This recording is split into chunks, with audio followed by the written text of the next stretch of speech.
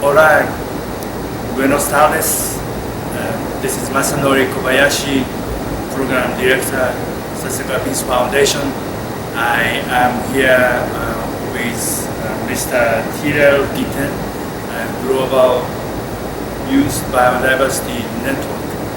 He has been attending this conference of the party's 16th session of the Convention on Biological Diversity for the past 2 weeks, and he has made a presentation on behalf of this Global Youth Biodiversity Network as messages to the high-level political leaders last Sunday. I was quite very impressed with your recommendations for the actions, and first I just wanted to ask you what is your reflection and experience in attending this CBD COP16 in Cali, Colombia? Yes, so thanks to the Global Youth Biodiversity Network, I am fortunate enough to say that this is my second time attending Biodiversity Cup as a youth delegate. I have to say that my experience here at COP16 has been very exceptional, fulfilling, and I've gained a lot of knowledge about the work that different countries around the world are doing to implement the KMGBF as well as make progress towards the 30 by 30 goal. So I have to say, as a young person in this space, I have felt included, and I felt that myself and other youth delegates have had the opportunity to have our voices here. And Tyrell, you are originally from what countries, and how many countries youth delegates are here to work with you this time? Yeah, so I'm from Trinidad and Tobago. So we have youth representatives from around the Caribbean here. Well, myself from Trinidad and Tobago. We have representatives from Jamaica as well as the Dominican Republic.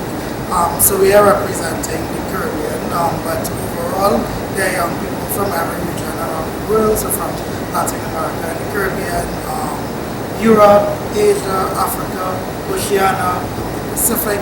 So we really have close to 100 youth delegates really meeting and connecting with our country delegates and participating in side events and panels and really sharing what we want to say as young people for the world. Okay. And we have 1.5 days to go to conclude this CBD COP16. What is the expectation of you and your network members as an outcome of this CBD COP16? Yes, so ultimately we want to ensure that the declaration that is made at the end of COP16 continues to reflect an inclusive approach to decision making and environmental conservation. So in that final declaration that will be at the end of COP16, we want to ensure that the voices of women, young people, and local communities continue to be represented in the GBF text. We also want to ensure that that the fair sharing of benefits as it relates to DSI is also adequately addressed.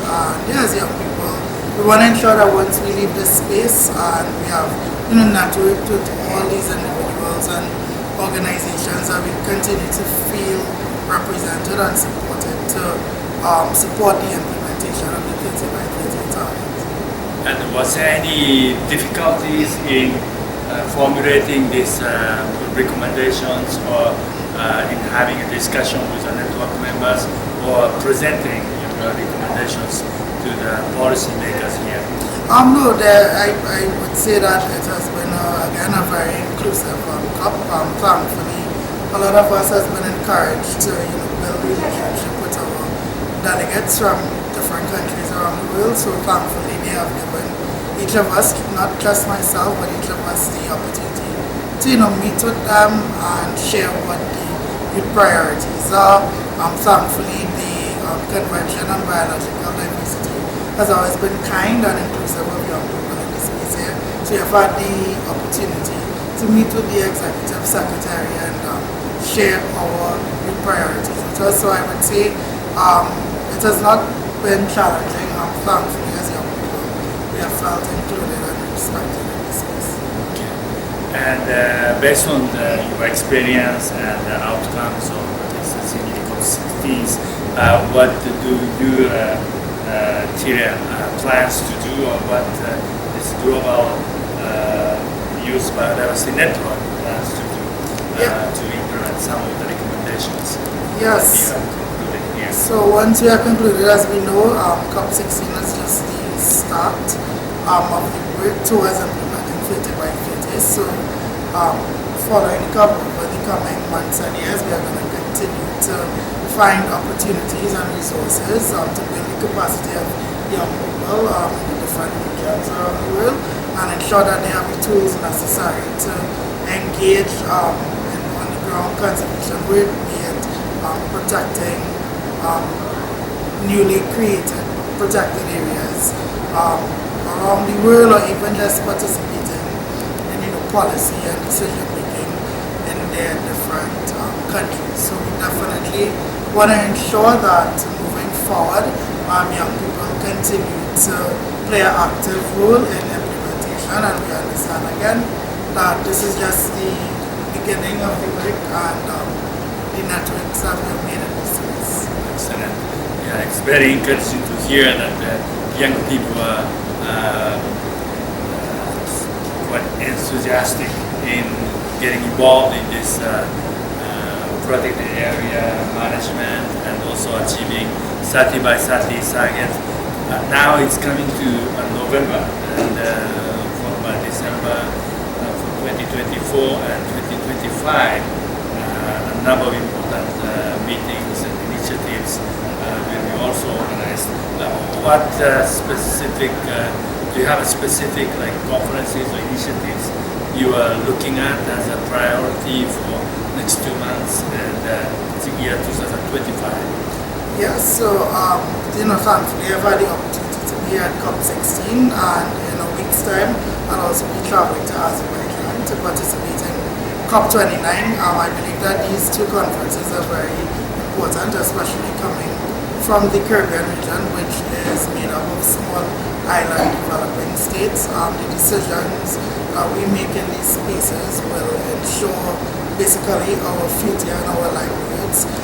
So now that we have advocated for the inclusion of youth at COP16 and in the biodiversity space, now moving forward to COP29, I'm going to look forward to contributing to that discussion of ensuring that global North countries recognize their responsibility as it relates to supporting climate resilience and adaptation in global South countries such as the Caribbean. So in that space I look forward to again being a youth voice, and of course being in these two spaces discussing the importance of climate and biodiversity working together rather than the two issues being advocated in separate spaces. I think there needs to be collaboration between the biodiversity and climate spaces. Excellent. It's nice to see that you are traveling from here and then attending Baku, the UNFCCC COP29, and we also work on this ocean, climate and biodiversity nexus, and it's good that you're developing this youth network in the Caribbean. We work closely with colleagues in Trinidad and Barbados, and we hope that we can have more opportunities to stay engaged with youth people in the Caribbean as well. So thank you, Tyrell, for your very insightful remarks and hard work to come up with recommendations.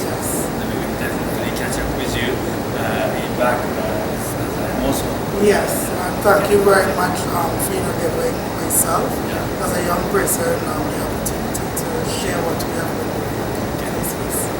Thank you.